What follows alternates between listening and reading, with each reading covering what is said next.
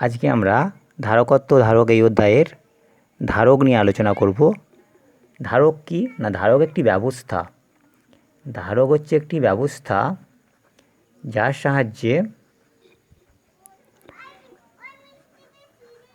কোনো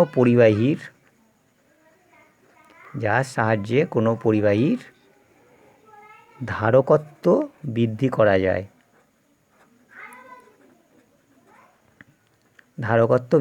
যায়। এছাড়া আরও আমরা বলতে পারি ধারকের সাহায্যে আধান সংরক্ষণ করা যায়। সুতরাং ধারক হচ্ছে আর একটা ব্যবস্থা যার সাহায্যে আধান সংরক্ষিত হয়। ঠিক আছে, তাহলে আধান সংরক্ষণ করার জন্য একটা ব্যবস্থা, সেটা হচ্ছে ধারক। ধারক কীভাবে গঠিত হয় না, ধারক গঠিত হয় কীভাবে না, একটা অন্তরিত পরিবাহী এবং আর একটা পরিবাহী যেটা ভূসংলগ্ন মাটির সঙ্গে যোগ করা হয়েছে।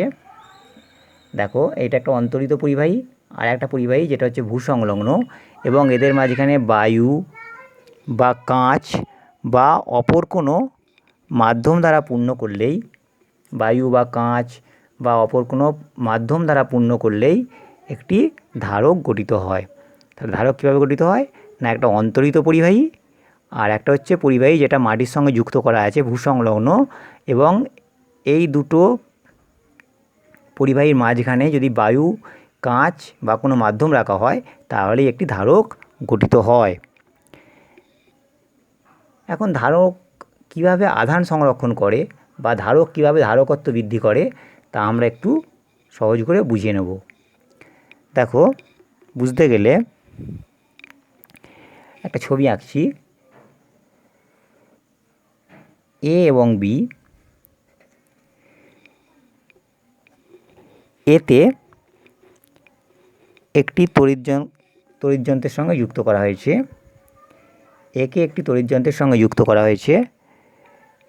তড়িৎযন্ত্রের সঙ্গে যুক্ত করার ফলে সম্পূর্ণ আহিত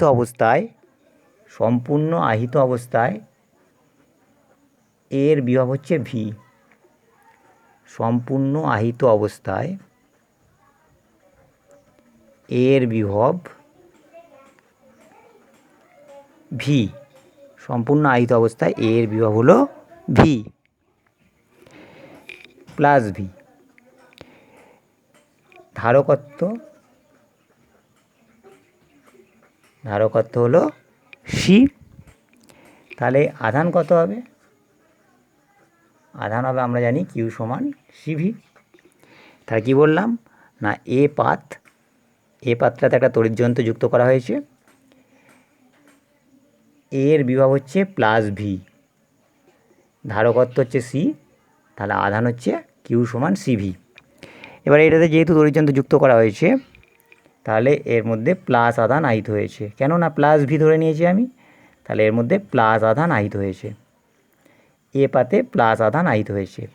এখন এ পাতে প্লাস আধান আহিত হওয়ার ফলে আমরা জানি যে বিয়ে একটি আধানের আবেশ ঘটবে। আমরা তড়িতের একদম প্রথম অধ্যায়ে পড়েছিলাম যে আধানের আবেশ ঘটে। ঠিক আছে, তাহলে বি পাতের ভেতরের দিকে বিপরীত আধান আবিষ্ট হবে। প্লাস আছে, তাহলে বিপরীত আধান আবিষ্ট হবে, মানে মাইনাস আধান আবিষ্ট হবে, এবং বাইরেতে প্লাস আধান আবিষ্ট হবে।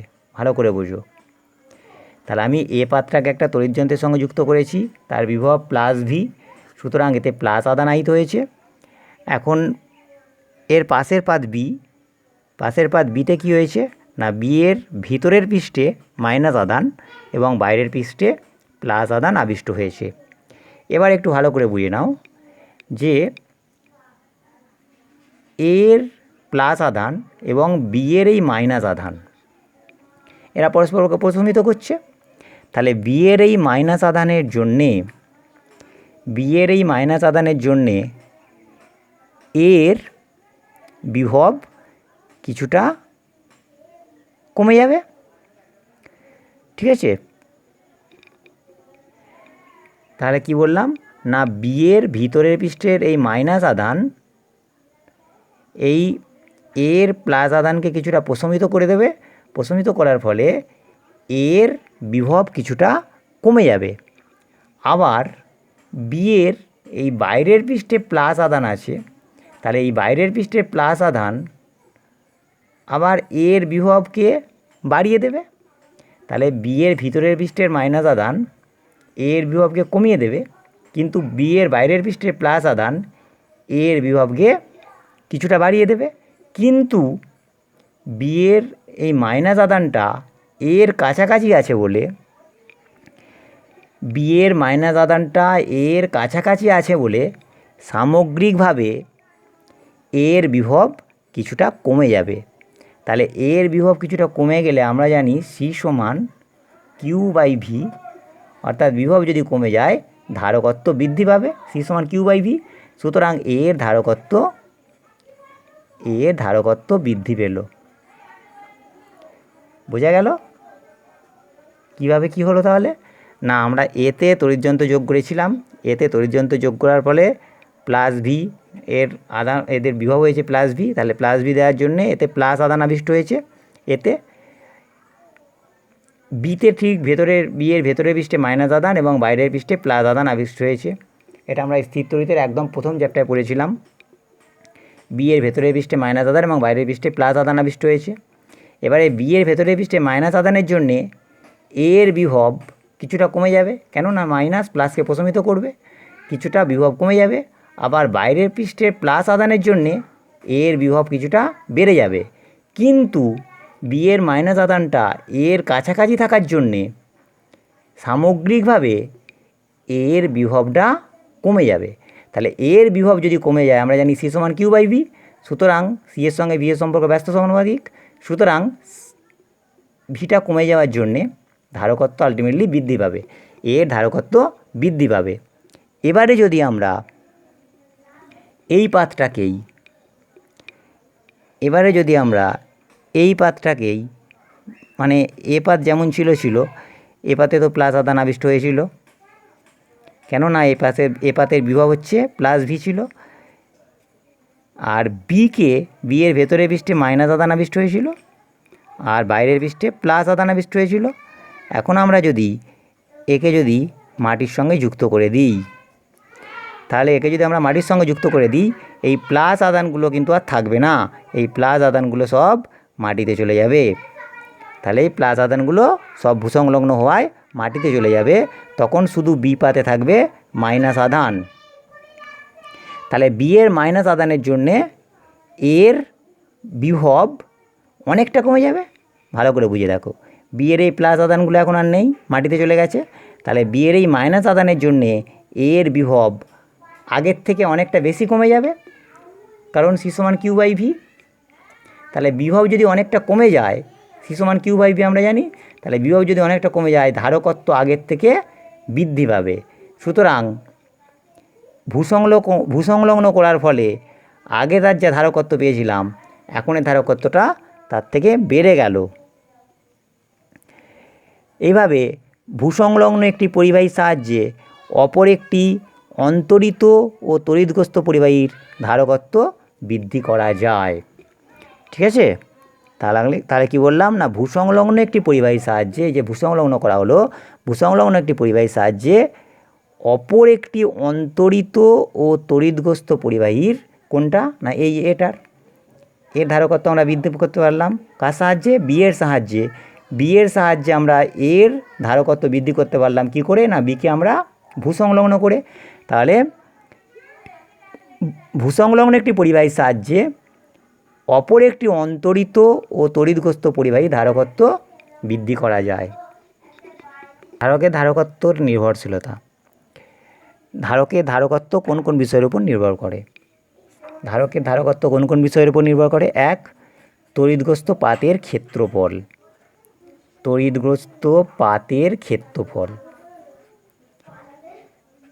তড়িৎগ্রস্ত পাত মানে এ পাত, আমরা যেটাকে এ পাত ধরছিলাম, সেই এ পাতের ক্ষেত্রফলটা যদি বেশি হয় ধারকত্ব তত বাড়বে।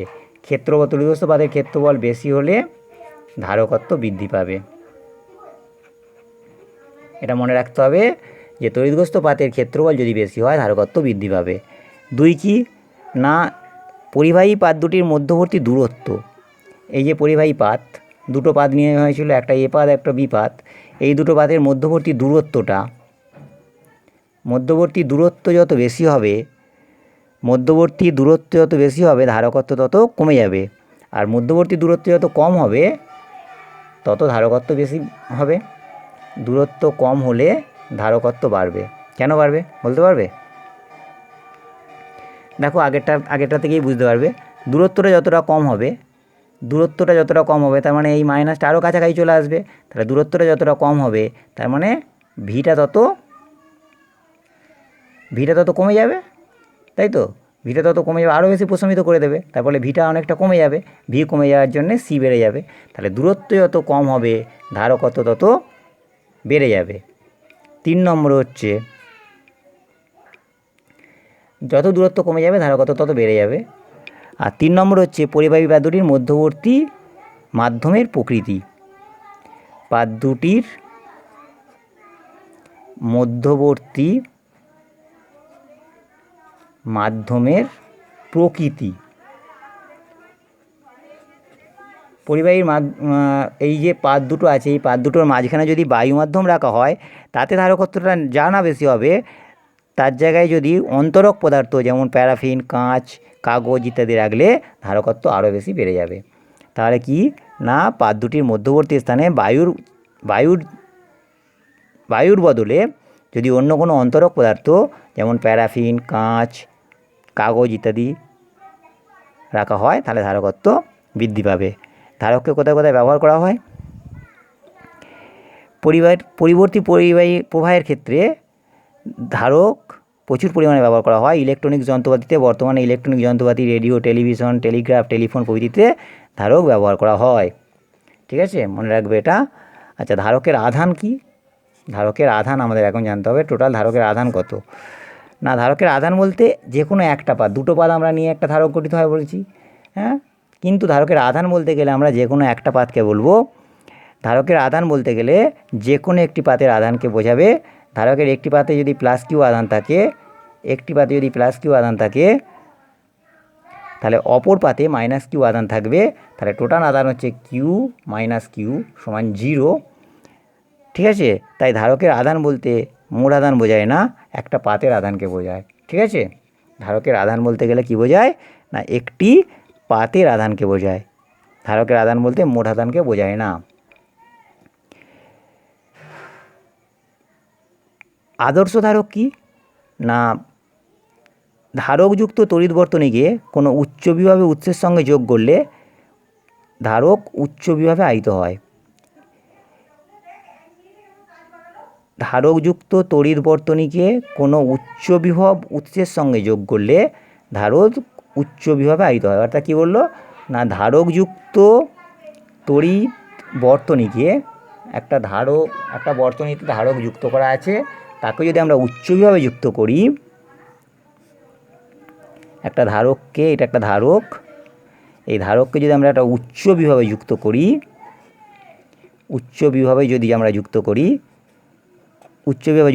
তাহলে এটা উচ্চ বিভবে আহিত হবে। এটা একটা আদর্শ ধারক হলে, যদি এটা একটা আদর্শ ধারক হয়, তাহলে একে যদি আমি সার্কিট থেকে সরিয়ে নিলে ধারক কিন্তু নিজে থেকে তার আধান ক্ষয় করবে না।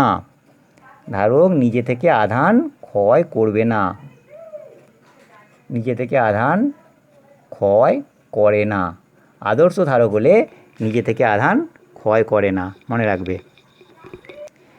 তাই যদি এই অবস্থায় এতে হাত দিয়ে দিলে শক লাগতে পারে, সেই জন্য খুব সাবধানে ধারকযুক্ত বর্তনীতে সাবধানে কাজ করা উচিত। কেন না, ধারকের মধ্যে আধান সঞ্চিত রয়ে যায়। আদর্শ ধারক কিন্তু আধান নিজে থেকে ক্ষয় করে না। ধারকের চিহ্ন কীরকম? ধারকের চিহ্ন আমি আগেই দেখিয়ে দিয়েছি। এটা হচ্ছে একটা ধারকের চিহ্ন, ক্যাপাসিটার ধারকের চিহ্ন।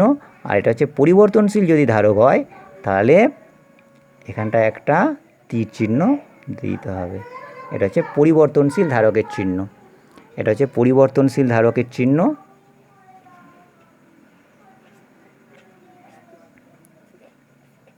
আর এটা হচ্ছে ধারকের চিহ্ন।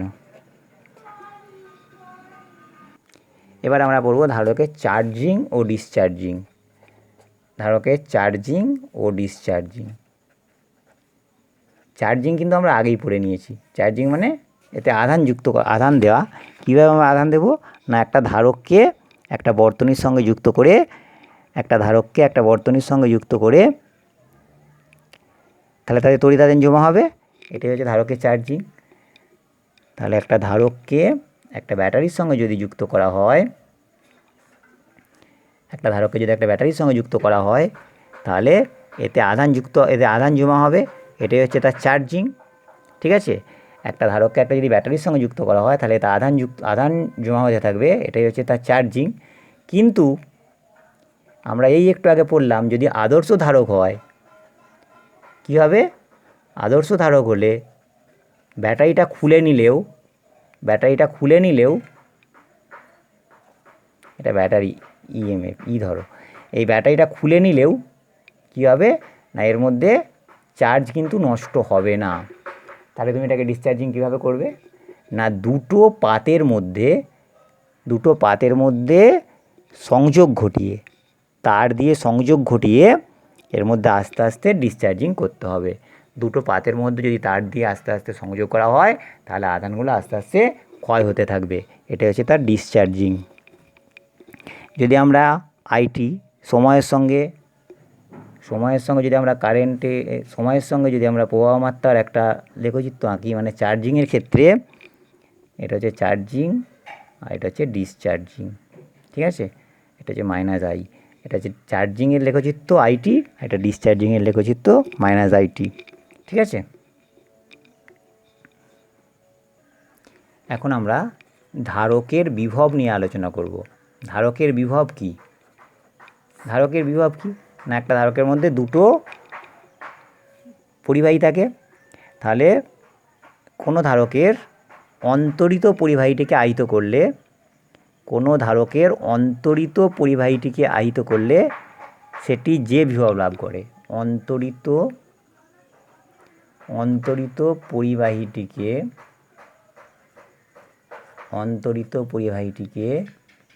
আহিত করলে সেটি যে বিভব লাভ করে, অন্তরিত পরিবাহীটিকে আহিত করলে সেটি যে বিভব লাভ করে সেটি হলো ধারকের বিভব।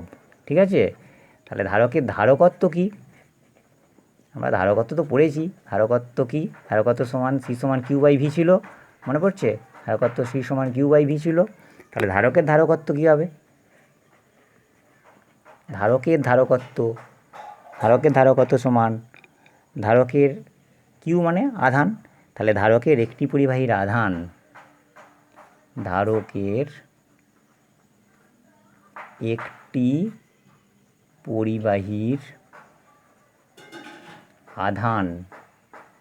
একটি পরিবাহী মানে যেটা অন্তরিত পরিবাহী, অবশ্যই যেটা অন্তরিত পরিবাহী, ধারকের একটি পরিবাহীর আধান বাই পাত দুটির মধ্যে বিভব পার্থক্য বা পরিবাহী দুটির মধ্যে বিভব পার্থক্য। ধারকের একটি পরিবাহীর আধান বাই পরিবাহী দুটির মধ্যবর্তী বিভব পার্থক্য। এটা হচ্ছে ধারকের ধারকত্ব। তাহলে ধারকের ধারকত্ব কাকে বলা হয় না, ধারকের ধারকত্ব হচ্ছে ধারকের একটি পরিবাহীর আধান বাই পরিবাহী দুটির মধ্যবর্তী বিভব পার্থক্য। আমরা C সমান Q/V পড়েছিলাম। C এর একক ছিল ফ্যারাড, মনে পড়ছে? C এর একক ছিল ফ্যারাড। তাহলে তোমাকে যদি বলি 1 ফ্যারাড কাকে বলে, তুমি কী সংজ্ঞা দেবে? 1 ফ্যারাড কাকে বলে কী সংজ্ঞা দেবে না, কোনো ধারকের পরিবাহী দুটির মধ্যে 1 ভোল্ট বিভব পার্থক্য সৃষ্টি করতে 1 কুলম্ব আধানের প্রয়োজন হয়, তার ধারকত্ব 1 farad.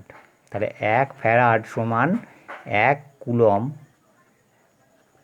By 1 volt, 1 coulomb by 1 volt. তাহলে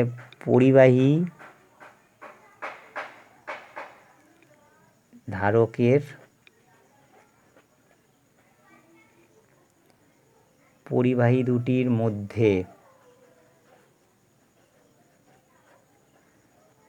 ধারকের পরিবাহী দুটির মধ্যে 1 ভোল্ট, মানে এই দুটো পরিবাহীর মধ্যে 1 ভোল্ট বিভব পার্থক্য সৃষ্টি করতে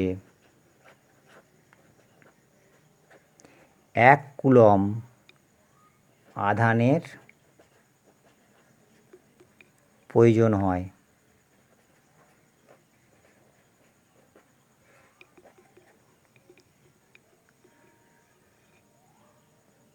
এখানটা যে লিখে দাও, যে ধারকের পরিবাহী দুটির মধ্যে 1 ভোল্ট বিভব পার্থক্য সৃষ্টি করতে 1 কুলম্ব আধানের প্রয়োজন হয় তার ধারকত্ব 1 ফ্যারাড। বোঝা গেল? যে ধারকের পরিবাহী দুটির মধ্যে এই দুটো পরিবাহীর মধ্যে 1 ভোল্ট বিভব পার্থক্য সৃষ্টি করতে 1 কুলম্ব আধানের প্রয়োজন হয় তার ধারকত্ব হচ্ছে 1 ফ্যারাড। কোনো ধারকের গায়ে ধরো লেখা আছে 0.0 মাইক্রোফ্যারাড 220 ভোল্ট, এর মানে তুমি কী বুঝবে? কোনো ধারকের গায়ে লেখা আছে 0.04 মাইক্রোফ্যারাড এবং 220 ভোল্ট, এর মানে কি? এর মানে বোঝায় যে ওই ধারকের ধারকত্বটা হচ্ছে 0.04 মাইক্রোফ্যারাড। ওই ধারকের ধারকত্ব হচ্ছে 0.04 মাইক্রোফ্যারাড এবং এটির সর্বোচ্চ 220 ভোল্ট বিভব প্রভেদের মধ্যে ব্যবহার করা যাবে। ঠিক আছে, এটি সর্বোচ্চ 220 ভোল্ট বিভব পার্থক্যের মধ্যে ব্যবহার করা যাবে। 220 ভোল্টের বেশি বিভব পার্থক্য ব্যবহার করলে ধারকটি খারাপ হয়ে যাবে। ঠিক আছে, তাহলে 0.0 মাইক্রোফ্যারাড 220 ভোল্ট বলতে বোঝায় ধারকটির ধারকত্ব 0.04 মাইক্রোফ্যারাড এবং এটিকে সর্বোচ্চ 220 ভোল্ট বিভব পার্থক্যের মধ্যে ব্যবহার করা যাবে। ঠিক আছে, এবারে আমরা বলবো পরাবিদ্যুৎ। পরাবিদ্যুৎ মানে ডাইইলেকট্রিক। পরাবিদ্যুৎ বলতে কী বোঝায়? পরাবিদ্যুৎ বলতে বোঝায় এটি একটি অপরিবাহী পদার্থ। অপরিবাহী মানে কাঁচ, কাগজ, এটা হচ্ছে একটা ডাইইলেকট্রিক অপরিবাহী পদার্থ। যেমন প্যারাফিন, কাঁচ, গন্ধক। আমরা এই একটু আগে পড়লাম যে কোনো ধারকের দুটো পাতের মাঝখানে যদি আমরা এই অপরিবাহী পদার্থ বা পরাবিদ্যুৎ রাখি তাহলে তার ধারকত্ব বৃদ্ধি পায়। ঠিক আছে, তাহলে পরাবিদ্যুতের পরাবৈদ্যুতিক ধ্রুবক বলতে কি বুঝবো? পরাবিদ্যুতের পরাবৈদ্যুতিক ধ্রুবক। পরাবিদ্যুতের পরাবৈদ্যুতিক ধ্রুবক বলতে কি বুঝবো? না, পরাবিদ্যুতের পরাবৈদ্যুতিক ধ্রুবক হচ্ছে যে কোনো ধারকের পরিবাহী দুটির মধ্যে কোনো ধারকের পরিবাহী পাত দুটির মধ্যে, আমরা অনেকবার পড়েছি এটা, অনেকবার আমাদের পড়ানো হয়ে গেছে, পাত দুটির মধ্যে এই পরিবাহী পাত দুটোর মধ্যে কি রাখছি না, পরিবাহী পাত দুটির মধ্যে যদি আমরা পরাবিদ্যুৎ রাখি, পাত দুটির মধ্যে যদি শূন্যস্থানের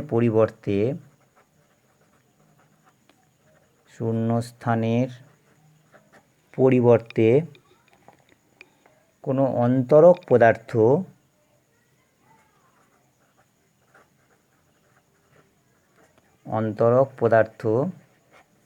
রাখলে কী হবে না, তার কোনো অন্তরক পদার্থ রাখলে কী হবে না, তার ধারকত্ব বৃদ্ধি পাবে। তাহলে কোনো অন্তরক পদার্থ রাখলে তার ধারকত্ব যত গুণ বৃদ্ধি পায়, অন্তরক পদার্থ রাখলে ধারকের ধারকত্ব যত গুণ বৃদ্ধি পায়, মানে টাইমস অফ মাল্টিপল, যত গুণ বৃদ্ধি পাবে কোনো ধারকের এই পরিবাহী দুটোর মধ্যে যদি কোনো তুমি অন্তরক পদার্থ রাখো তাহলে এর আগে যা ধারকত্ব ছিল, অন্তরক পদার্থ রাখার ফলে তার ধারকত্বটা যত গুণ বাড়লো, ধারকত্ব যত গুণ বৃদ্ধি পায়, সেটি হলো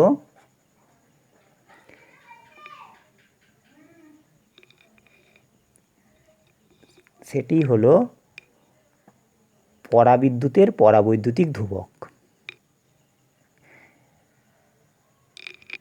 এটি হলো ওই অন্তরকের অর্থাৎ পরাবিদ্যুতের পরাবৈদ্যুতিক ধ্রুবক।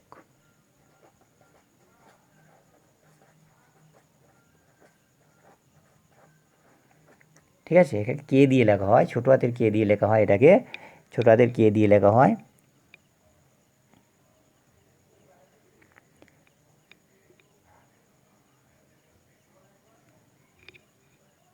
সোজা কথা, তাহলে আমরা কে কে কে দিয়ে যদি লিখি তাহলে আমরা কে কী লিখতে পারবো? কে হচ্ছে ধারকের পাত দুটির মধ্যে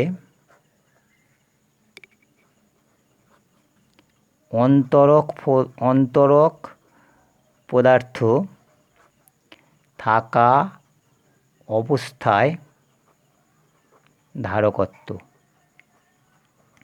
তার মানে এই দুটোর মধ্যে অন্তরক পদার্থ, ধরো কাঁচ রেখেছো, কাঁচ রাখা অবস্থায় ধারকত্ব বাই ধারকের পাত দুটির মধ্যে বায়ু বা শূন্যস্থান